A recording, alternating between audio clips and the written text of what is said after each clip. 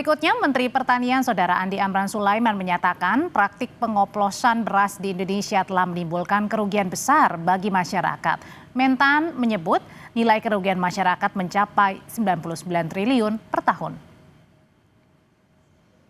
Dalam rapat kerja bersama Komisi 4 DPR RI, Amran Sulaiman Saudara menyebut ada dua jenis kerugian dalam kasus beras oplosan. Yang pertama adalah kerugian negara terkait dengan program stabilisasi pasokan dan harga pangan atau SPHP.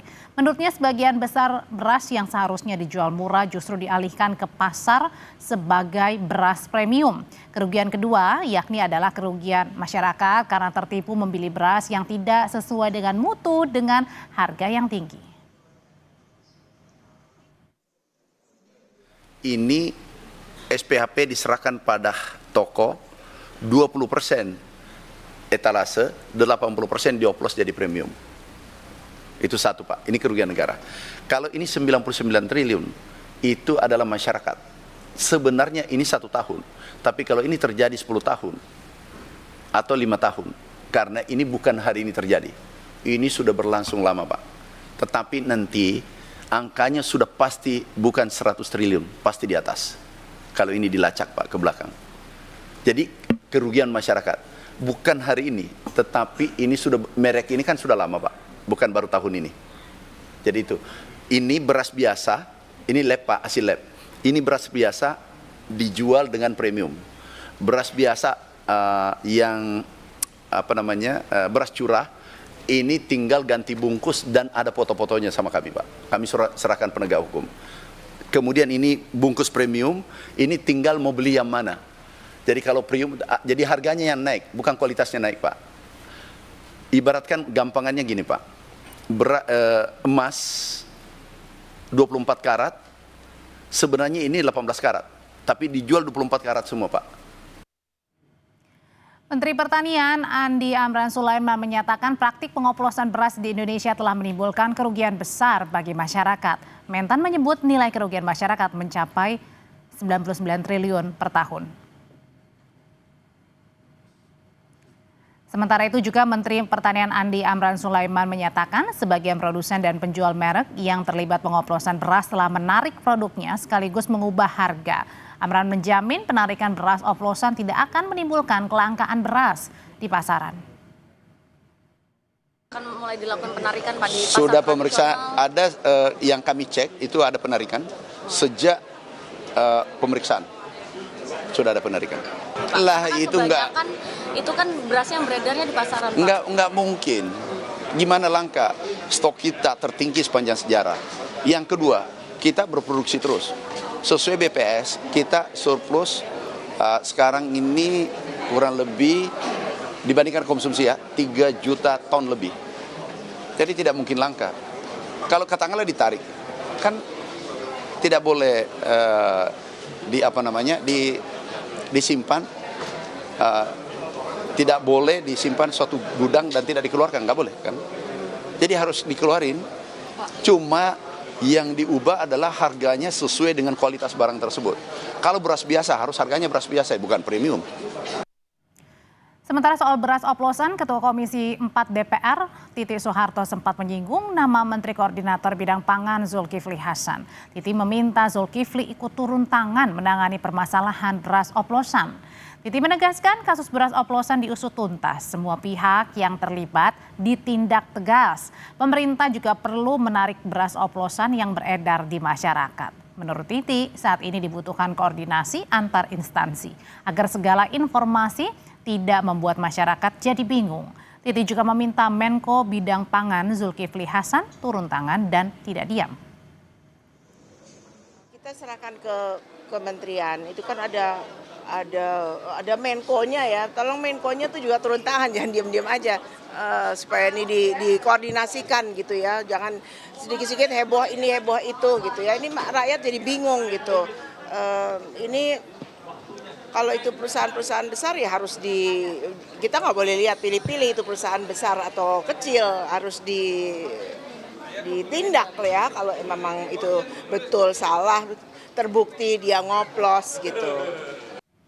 Selain di Komisi 4, kasus beras oplosan juga dibahas di Komisi 6 DPR saat rapat dengan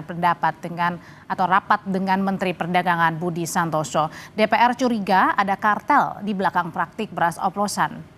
Anggota Komisi 6 DPR dari fraksi Partai Golkar, Fernando Ganinduto, menyampaikan keresahannya terkait kasus beras oplosan. Fernando mempertanyakan bagaimana pengawasan Kementerian Perdagangan sehingga kasus beras oplosan ini terus terjadi. Fernando menduga ada peran kartel di jalur distribusi dan grosir di kasus beras oplosan. Fernando mengingatkan beberapa dampak negatif mengonsumsi beras oplosan bagi kesehatan seperti kerusakan hati dan ginjal. Pertanyaan saya gini Pak, bagaimana pengawasan dari Kementerian Perdagangan Pak? Ini kok bisa terjadi seperti ini? Artinya jangan-jangan Pak Menteri, ini ada kartel Pak di jalur distribusi dan grosir ini Pak. Kok bisa ada oplosan seperti ini? Ini bagaimana Pak pengawasan dari Kementerian Perdagangan? Karena kenapa Pak saya pertanyakan ini? Karena ini dampaknya ke rakyat Pak. Mana ada orang Indonesia yang tidak makan nasi Pak? Semua makan nasi Pak. Nah ini kalau misalnya oplosan begini, terus dampaknya nih saya juga ada list juga nih Pak. Dampak dari beras oplosan Pak. Ini kerusakan hati, ginjal, zat kimia atau bahan tambahan berbahaya, gangguan pencernaan dan seterusnya Pak. Yayasan Lembaga Konsumen Indonesia atau YLKI mendesak pemerintah usut tuntas praktik beras oplosan. Ketua YLKI Niti Emiliana mengatakan praktik beras oplosan merupakan pelanggaran Undang-Undang Pangan dan Hak Konsumen. YLKI memandang bahwa ini adalah suatu pelanggaran hak konsumen karena dalam Undang-Undang Perlindungan Konsumen itu dijelaskan bahwa pelaku usaha tidak diperbolehkan untuk memproduksi ataupun menawarkan produk yang tidak sesuai dengan standar. Dan dalam kasus ini juga memang menyangkut kasus pidana karena ada pelanggaran undang-undang yang dilanggar oleh pelaku usaha baik dari Undang-Undang Perlindungan Konsumen maupun Undang-Undang Pangan. Saudara, merebaknya isu beras premium oplosan tidak hanya membuat konsumen resah, tapi juga meresahkan pedagang di Pasar Induk Beras Cipinang, Jakarta Timur. Pedagang mengaku isu beras oplosan berdampak langsung pada aktivitas pasar. Sejumlah warga yang mau beli beras mengaku khawatir dengan praktik beras oplosan ini. Sebagai konsumen, mereka mengaku dirugikan karena membeli beras dengan harga yang tidak sesuai dengan mutu. Bukan hanya konsumen, pedagang merasa khawatir dengan merebaknya isu beras oplosan. Para pedagang beras di Pasar Induk Beras Cipinang membantah tudingan praktik pengoplosan beras ini dilakukan para pedagang.